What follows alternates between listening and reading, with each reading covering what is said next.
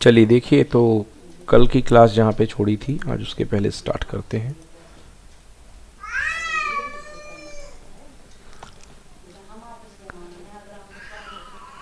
Yes, limits पढ़ रहे थे हम लोग। कल मैंने आप लोग को क्वेश्चन दिया था ये वाला, देखिए बेहतरीन क्वेश्चन है कुछ हमारे पास। जल्दी जल्दी डिस्कस करेंगे, फिर इसके बाद इसको सॉल्व कीजिएगा आप। नोट्स आपको दे देता हूँ मैं। ओके, काम क्यों नहीं कर रहा भाई? यस, देखिए पहला क्वेश्चन है limit x tends to √2 x की पावर 4 - 4। अगर इसको आप चाहें तो फैक्टराइज कर लें, तो फैक्टराइज कर लेंगे तो बन जाएगा x² - 2 और x² + 2। और x² - 2 को एक बार और फैक्टराइज कर लें तो ये हो जाएगा, जिससे कि ये नीचे जो है इसको आप यदि ब्रेक करेंगे, 10th क्लास में आपने पढ़ा होगा इसको ब्रेक करना। बेटा वैष्णवी गेट लगा ले। तो इसको फैक्टराइज करेंगे तो x - √2 और x + 4 √2 बनेगा। और x - √2 से x - √2 आपका कैंसिल हो जाएगा कॉमन लेकर के। x - √2 से x - √2 कॉमन लेके कैंसिल हो जाएगा। फाइनली वैल्यू पुट कर देंगे तो आपके पास वैल्यू आ जाएगी 8/5। चलिए, दो पार्ट में है क्वेश्चन यहाँ पे देखिए, एक ये पार्ट है और एक ये पार्ट है। यस, तो एक ये पार्ट है, एक ये पार्ट है। x/x - 2 okay and 4/x² - 2x। तो एक सॉरी बच्चों, ये क्वेश्चन कर रहा था मैं, ये इस पे चलेगा हम लोग।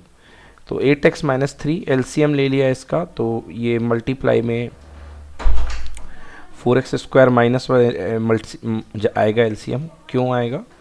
क्योंकि 4x² - 1 जो हुआ करता है बच्चों, एक्चुअली है वो 2x का स्क्वायर - 1 का स्क्वायर, मतलब 2x + 1 और 2x - 1 ये है। तो यहाँ पे 2x + 1 बचेगा, इसके मल्टीप्लाई में यहाँ 4x² - 1। इसको थोड़ा सा सॉल्व कर देंगे तो ये ऐसे हो गया। इसको फैक्टराइज कर लीजिए, ये ऐसे हो जाएगा। कॉमन फैक्टर कैंसिल कर लीजिए, 2x + 1 कैंसिल हो रहा है और फाइनली आपके पास आंसर बचेगा 7/2। चलिए अगला क्वेश्चन देखते हैं। आप लोग स्क्रीनशॉट ले सकते हैं अगर आप लोग को लिखना हो, वैसे मैं भी इसके पेजेस भेज दूंगा तो आप लोग आराम से कीजिएगा। नेक्स्ट क्वेश्चन देखिए, x/x - 2 x² - 2x। तो इसको आप 1/x - 2 कर सकते हैं। ओके, और 1/x - 2 लेने के बाद यहाँ पे बचेगा 4/x x² - 4। ब्रेक कर दीजिए, x - 2 से x - 2 कैंसिल हो गया और आप वैल्यू पुट कर देंगे तो आपका आंसर आ जाएगा। अगला क्वेश्चन x² - 9 1/x + 3x - 3। तो बहुत ही सिंपल क्वेश्चन है ये तो। कितना बचेगा ये? x² - 9 1/x + 3x + 3। तो इसको मल्टीप्लाई कर दीजिए, ऊपर आ जाएगा 6 और नीचे x² - 9। x² - 9 से x² - 9 कैंसिल हो गया, केवल आंसर आ गया 6 आपका। नेक्स्ट क्वेश्चन देखिए, इवैल्यूएट। अगले क्वेश्चन में क्या किया गया है, ऊपर भी एक फैक्टर है नीचे भी एक फैक्टर, पुट करने पर 0/0 की फॉर्म बनी है। तो 0/0 की फॉर्म बनी है तो एक काम करते हैं, सबसे पहले ऊपर की पावर 7 है, नीचे की पावर 3 है, तो इसको डिवाइड कर लो। इसको आपने डिवाइड किया तो डिवाइड करने के बाद आपके पास क्या आ रहा है?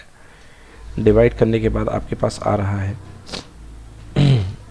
ये डिवाइड करा आपने इसको, क्योंकि पावर 7 है और पावर 3 है तो एक तो डिवाइड कर सकते हो, दूसरा क्योंकि आपके पास x = 1 है, मतलब x की जगह आपको 1 पुट करना है, तो इसका जो फैक्टर बनेगा वो क्या बनेगा? फैक्टर इसका बनेगा x - 1। मतलब आप न्यूमरेटर को x - 1 से डिवाइड करो और डिनोमिनेटर को भी x - 1 से डिवाइड करो, क्योंकि हमें x - 1 कैंसिल करना है।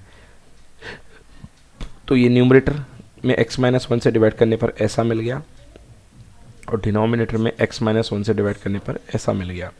ओके, दोनों को डिवाइड कर दिया। अब आप क्या करेंगे, अगले स्टेप में आपको करना क्या है कि इसे आप लिख देंगे फैक्टर की फॉर्म में, मल्टीप्लाई फॉर्म में इसे आप लिख देंगे। तो देखिए लिख रहा हूँ मैं, ये लिख दिया आपने, ये न्यूमरेटर लिख दिया, ये डिनोमिनेटर लिख दिया, ये न्यूमरेटर लिख दिया ऊपर की तरफ और नीचे डिनोमिनेटर। तो x - 1 से x - 1 कैंसिल हो गया और आपके पास ये बच गया, ये फाइनल आपका आंसर ये आ गया। वैल्यू पुट कर दीजिए, आंसर आ गया 1। Next question, if the function f(x) satisfies the limit f(x - 2/x² - 1 = π, then find the value of f(x)। बहुत ही सिंपल क्वेश्चन है। देखिए आप क्या कर रहे हैं, यदि यहाँ पे limit x tends to 1 x² - 1 division में पुट करते हैं तो कितना आ रहा है? 0 आ रहा है। ठीक है ना, डिवीज़न में 0 आ रहा है। अगर आप चाहते हो कि इसकी लिमिट फाइनाइट एग्जिस्ट कर रही है, तो अगर ये 0 है तो ये भी क्या होना चाहिए, 0 होना चाहिए। मतलब ऊपर की limit for one hold good we must ऊपर की लिमिट इक्वल टू 0, तो लिमिट के ऊपर की 0 हो जाएगी, मतलब F of X minus 2 equal to 0, या limit X tends to 1 F X equals to 2 हो जाएगा। ऐसा आंसर हो गया। दूसरा एक और तरीका बच्चों इसको करने का, आप क्या करो कि ब्रेक कर दो इसको, तो ये हो जाएगा लिमिट एक्स टेंस टू 1, ऊपर है एफ एक्स माइनस 2, और नीचे भी आएगा limit X tends to 1, X tends to 1 X का स्क्वायर माइनस का 1 इक्वल्स टू पाई। अब ये पूरी जो चीज़ है इसको इधर ले जाओ, तो क्या बन जाएगा, limit X tends to 1 F of X minus 2 is equals to pi into 1 put कर दो तो 1 माइनस 1 इंटू 0, मतलब 0 बन गया ये। अब ये 2 है, इसको इस तरफ लेके आओ तो 0 प्लस 2, जो आपको चाहिए उसका आंसर आ जाएगा 2। चलिए अगली मेथड पढ़ते हैं बच्चों, जिस मेथड का नाम है मेथड ऑफ सब्स्टिट्यूशन। अगली मेथड है मेथड ऑफ सब्स्टिट्यूशन। तो क्या करते हैं, in this method we put x equals to a plus H. हम क्या करते हैं, देखो बच्चों हमको कहाँ पर अप्रोच करना था, हमको x इक्वल टू a पर आना था, तो हम यहाँ से आ रहे हैं, यहाँ से आ रहे हैं, तो ये गैप कितना है, h है, तो x की वैल्यू हम a से थोड़ी सी ज़्यादा लेते हैं, x equals to a plus H, a plus H, okay, x equals to a plus H. अब अगर x a की तरफ जाएगा तो h की वैल्यू क्या हो जाएगी, 0। हाँ, तो ये देखिए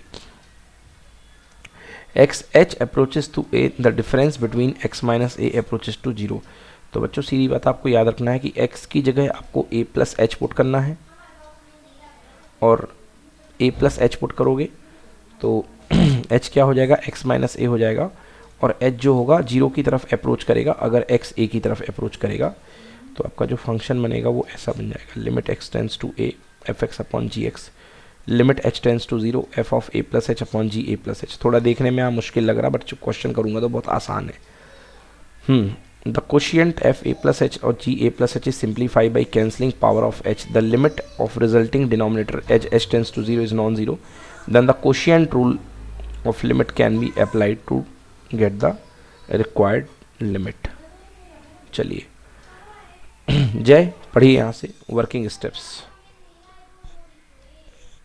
Working step to find limiting x tends to a fx upon gx.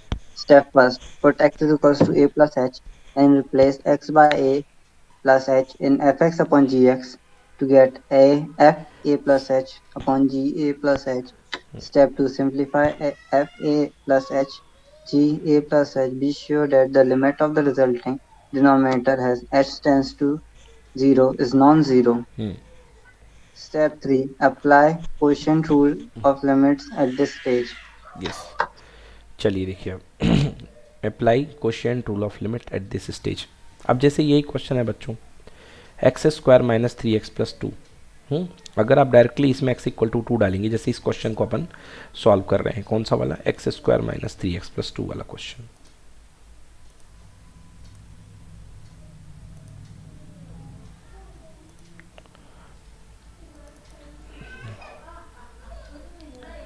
हाँ यस, ये देखिए अब इसको सॉल्व करने के लिए जैसे ही अपन ने पुट किया तो यहाँ पे डायरेक्टली वैल्यू डाली तो क्या हो गया भैया, 0/0 की फॉर्मेट आ गई, मतलब ये इस मेथड से सॉल्व नहीं होगा। तो या तो आपको फैक्टराइज करना पड़ेगा या आप सब्स्टिट्यूशन से x की जगह 2 प्लस एच पुट कर दो।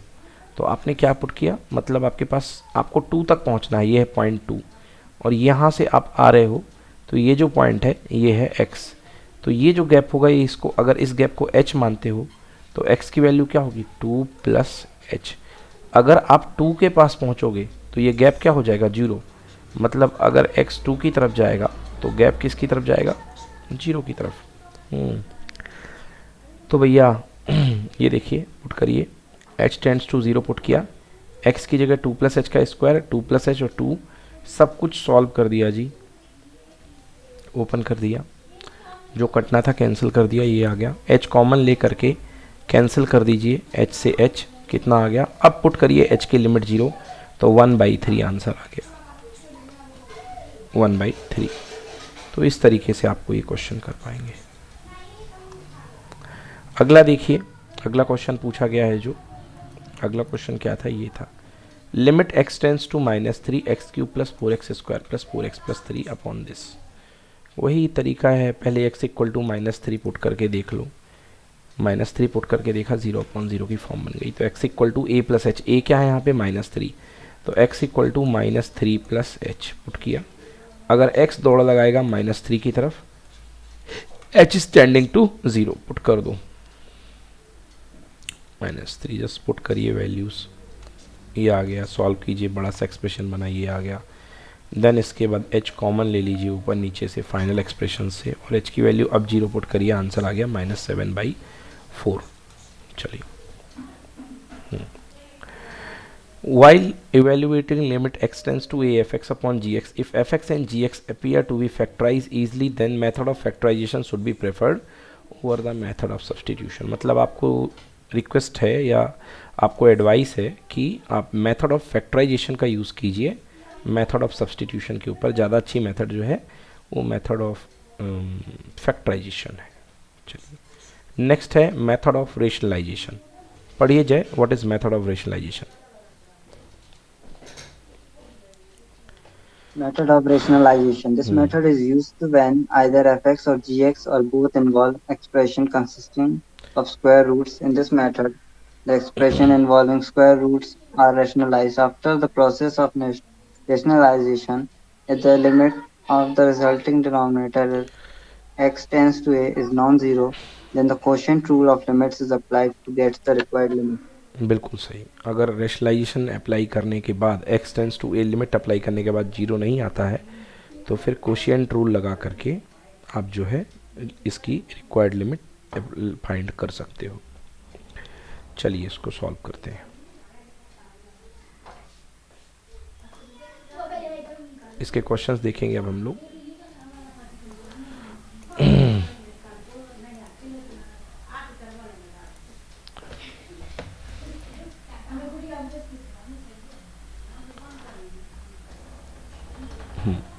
चलिए पढ़िए बेटा, वर्किंग स्टेप्स।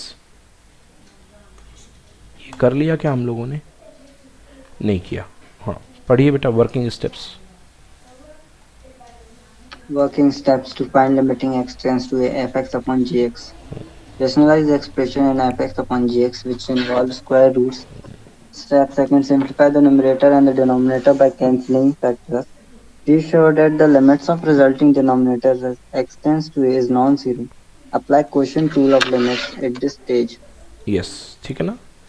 तो सबसे पहले रेशनलाइज करना पड़ेगा। Simplify the numerator and denominator by cancelling the factor. Common factor जो भी आएगा उसको कैंसिल कर देना, फिर उसके बाद इसको लिमिट पुट कर देना। चलिए देखिए कैसे करेंगे। देखो इसमें जैसे ये क्वेश्चन है पहला वाला, x की वैल्यू 0 पुट करो, तो जैसे ही 0 पुट किया आपने, ये 0/0 फॉर्म में आ गया।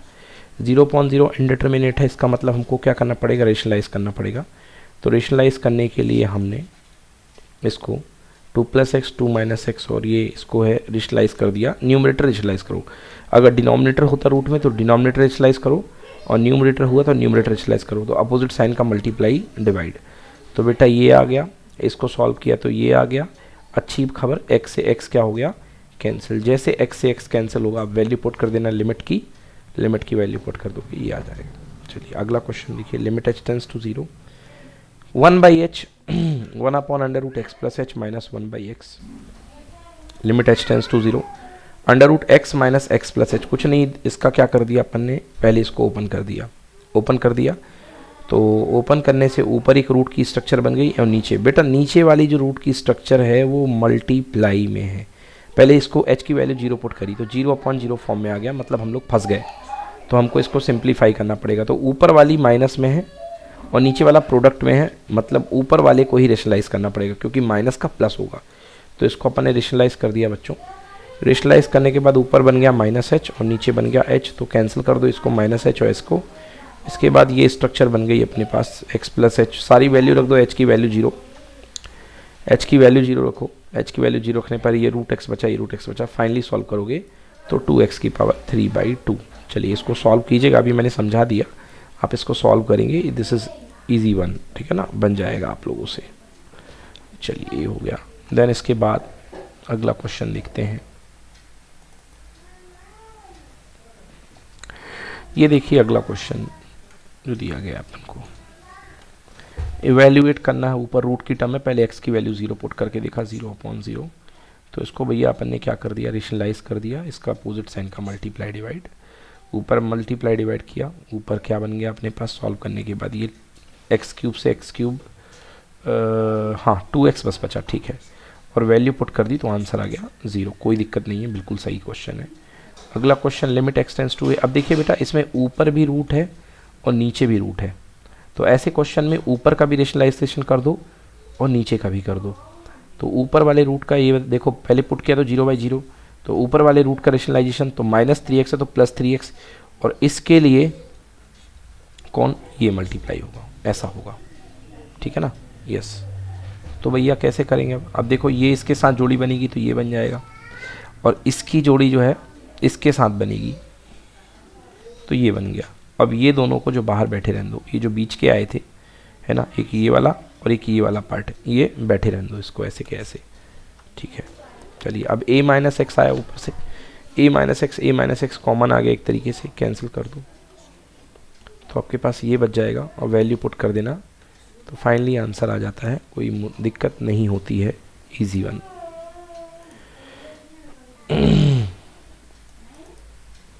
चलिए अब इसके बाद एक्सरसाइज है, ओके, तो ये एक्सरसाइज पूरी आपके लिए होमवर्क है, ये भी पूरे आपसे बनेंगे, करिएगा, जो ना बने पूछिएगा।